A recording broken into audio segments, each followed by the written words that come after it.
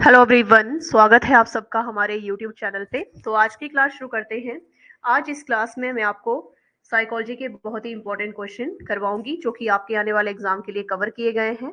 लेकिन क्लास शुरू करने से पहले मैं आपको एक इंपॉर्टेंट इन्फॉर्मेशन देना चाहती हूँ कि अगर आप हमारे new live online coaching batches join करना चाहते हैं तो उसके लिए आप हमें 8894592402 पे कॉल या व्हाट्सएप कर सकते हैं। तो चलिए क्वेश्चन नंबर 1 से स्टार्ट करते हैं। विच लर्निंग इन्वॉल्व्स मोटर ऑर्गन्स, यानी कौन सा अधिगम गामक अंग द्वारा होता है।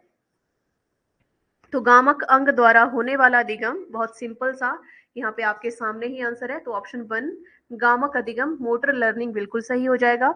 इसमें क्या होता है, जो प्रैक्टिस होती है, एक्सपीरियंस होता है, उसके अकॉर्डिंग ही क्या होता है, जैसे हमारे शारीरिक कौशल हैं, जैसे कि चलना, ठीक है, या कुछ जैसे कि साइकिल चलाना, बाइक चलाना, कार चलाना, या कुछ लिखना, टाइप करना, तो वो सारी चीजें जो है मांसपेशियों की गतिविधि को समायोजित करने पर केंद्रित करती है। तो मोटर लर्निंग इसका बिल्कुल सही आंसर आ जाएगा। Question number second.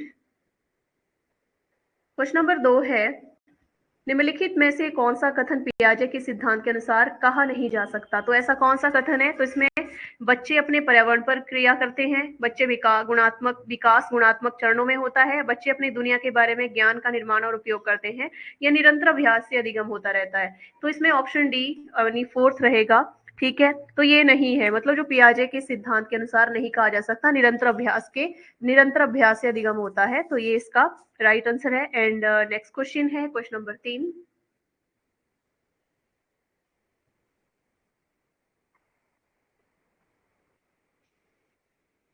निम्न में से किसने बच्चों में वस्तु स्थैर्य के विकास को समझने में सहायता की। तो इसका सही आंसर रहेगा पियाजे ने। ठीक है, ऑब्जेक्ट परमानेंस जो है, यानी इसके विकास को समझने में इसने क्या की है, हेल्प की है, सहायता की है।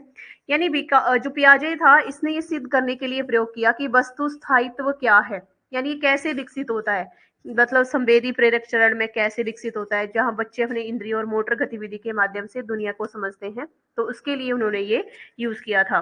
ठीक है, तो उन्होंने बच्चों के व्यवहार का क्या किया, अवलोकन करके निष्कर्ष निकाला कि वस्तु स्थायित्व बच्चों में लगभग 6 से 12 महीने की उम्र में विकसित होता है। ठीक है, एंड क्वेश्चन नंबर 3 है, जीन पियाजे के अनुसार निम्नलिखित में से कौन सा संकेत का उदाहरण है। तो इसका सही आंसर रहेगा, एक शिशु का अपने पालतू जानवर एक शिशु का अपने पालतू जानवर को कुत्ता कहकर पुकारना जो है इसका सही आंसर है। ठीक है, इसके अलावा सिंबल सिंबल जो होता है, यानी संकेत, वो क्षमता क्या होती है, जहां एक शिशु किसी वस्तु, विचार या घटना का प्रतिनिधित्व करने के लिए एक वस्तु, मतलब जैसे कुत्ता शब्द का प्रयोग करते हैं। इसके बाद क्वेश्चन नंबर 4 है, पूर्व सक्रियात्मक अवस्था है कौन सी। तो 2 से 7 वर्ष की अवस्था पूर्व सक्रियात्मक है। क्वेश्चन नंबर 5, जीन पियाजे अपने संज्ञानात्मक विकास के सिद्धांत में संज्ञानात्मक संरचनाओं को डैश डैश के रूप में वर्णित करते हैं। तो इसमें स्कीमा, मनोबंधन, स्कीमा इसका सही आंसर है। ठीक है, मतलब स्कीमा क्या होता है, अनुभव को समझने के निर्मित संगठित मनोवैज्ञानिक संरचनाएं होती हैं। ठीक है, इसके बाद क्वेश्चन नंबर 6 है, संज्ञानात्मक विकास का पिता किसे कहा जाता है। तो संज्ञानात्मक विकास का जो पिता है उसे जीन पियाजे, ऑप्शन थर्ड सही रहेगा। एंड क्वेश्चन नंबर 7, वह स्तर जिसमें बच्चा किसी वस्तु एवं घटना के बारे में तार्किक रूप से सोचना शुरू करता है कहा जाता है कौन सी अवस्था। ठीक है, तो इसका मूर्त क्रियात्मक अवस्था रहेगा, ऑप्शन 4 कॉन्क्रीट ऑपरेशनल स्टेज। ठीक है, इसमें बच्चा ठोस, मतलब जो देखा हुआ है के आधार पर तार्किक रूप से सोच लगाता है या सोचता है। एंड क्वेश्चन नंबर 8 है, पियाजे के अनुसार 4 से 6 माह के में कौन सा संज्ञानात्मक विकास होता है। तो इसमें जो विकास होता है वो रहता है आंख हाथ संबंधन, आई हैंड कोऑर्डिनेशन, ऑप्शन सेकंड सही रहेगा। ठीक है, एंड क्वेश्चन नंबर 9 है, वस्तु ग्रहण करने की पद्धति को डैश डैश कहते हैं, आत्मीकरण इसका सही आंसर रहेगा। क्या कहते हैं, आत्मीकरण कहते हैं, एसिमिलेशन कहते हैं। ठीक है, एंड क्वेश्चन नंबर 10 है, बच्चों के विकास से संबंधित निर्माण एवं खोज का सिद्धांत किसने दिया। तो ये दिया है, किसने दिया है, जीन पियाजे ने दिया है। ठीक है। और मतलब ये क्या मानते थे कि बच्चे दुनिया का ज्ञान सक्रिय रूप से निर्माण और खोज करते हैं। ठीक है। जबकि स्किनर की बात करें तो ये व्यवहारवाद के सिद्धांत से संबंधित है और अनुकूलन पुनर्वनन के सिद्धांत पर जोर देते हैं। वाइगॉस्की की बात करें तो सामाजिक सांस्कृतिक विकास के सिद्धांत पर काम करता है, समाज को इंपॉर्टेंस देता है। कोहल वर्ग जो है नैतिक विकास के सिद्धांत के लिए जाने जाते हैं। ओके, एंड क्वेश्चन नंबर 11, पियाजे के अनुसार 4 से 8 माह में कौन सा संज्ञानात्मक विकास होता है? तो 4 से 8 माह में जो विकास होता है सेकेंडरी सर्कुलर रिएक्शन, ठीक है, होता है। तो इसमें बाहरी दुनिया के साथ जो है बच्चे संपर्क करते हैं। ठीक है। तो इसमें हाथ आंख संबंधन संबंधन रहेगा। ठीक है। एंड इसके बाद नेक्स्ट है क्वेश्चन नंबर 12, बालक के विकास का जीन पियाजे के सिद्धांत का आधार क्या है? तो इसके विकास का सिद्धांत का विकास जीन पियाजे के सिद्धांत का आधार क्या रहेगा? संज्ञानात्मक विकास रहेगा। ठीक है। पियाजे के सिद्धांत का केंद्रीय विषय यही है कि बच्चे कैसे सोचते हैं, कैसे सीखते हैं और कैसे समझते हैं। एंड क्वेश्चन नंबर 13, औपचारिक क्रियात्मक अवस्था है कौन सी? तो इसका सही आंसर रहेगा 11 वर्ष की आयु के बाद की। ठीक है। इसको फॉर्मल ऑपरेशनल स्टेज भी कहते हैं और संज्ञानात्मक विकास के सिद्धांत की अंतिम अवस्था होती है। ठीक है। जन्म से 24 माह तक जो अवस्था होती है संवेदी प्रेरक है। 2 से 7 वर्ष की जो अवस्था है वो पूर्व क्रियात्मक है। 7 से 11 मूर्त क्रियात्मक और 11 के बाद औपचारिक क्रियात्मक होती है। एंड क्वेश्चन नंबर 14, पियाजे के अनुसार संज्ञानात्मक बाल विकास की कितनी अवस्थाएं हैं?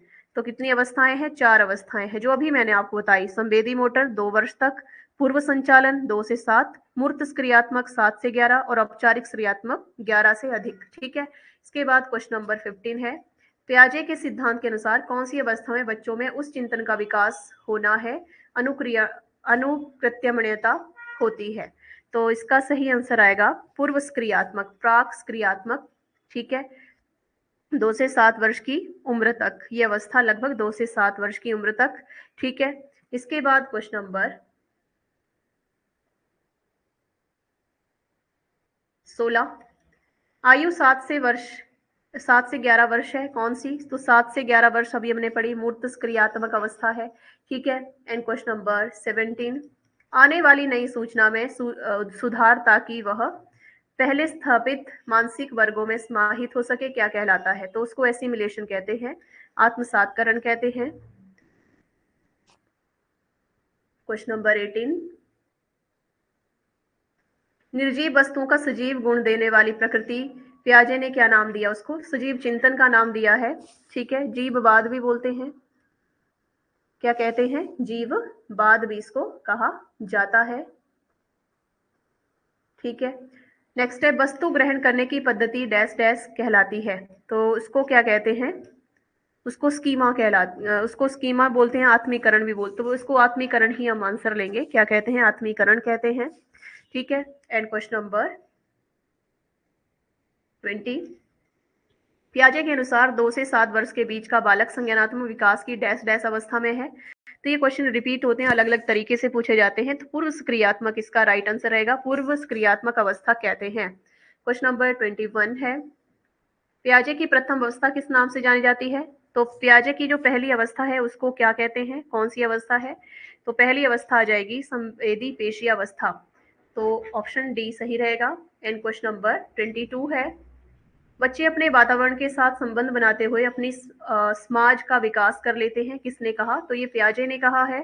ठीक है। किसने कहा है? पियाजे ने, कि पर्यावरण के साथ बातचीत करके अपनी समझ का निर्माण बच्चे खुद कर लेते हैं। क्वेश्चन नंबर 23 है, जीन पियाजे ने शैशवावस्था को क्या कहा? तो इसने शैशवावस्था को संवेदी प्रेरक अवस्था कहा है। ठीक है। जैसे जन्म से 2 वर्ष, ठीक है, जन्म से 2 वर्ष तक, ठीक है, की आयु ये रहती है जिसमें बच्चा जो है अपनी इंद्रियों और शारीरिक गतिविधियों के माध्यम से दुनिया को समझना सीख रहा होता है। ओके। एंड नेक्स्ट क्वेश्चन है क्वेश्चन नंबर 24, पियाजे की कौन सी अवस्था का संबंध अमूर्त और तार्किक चिंतन से है?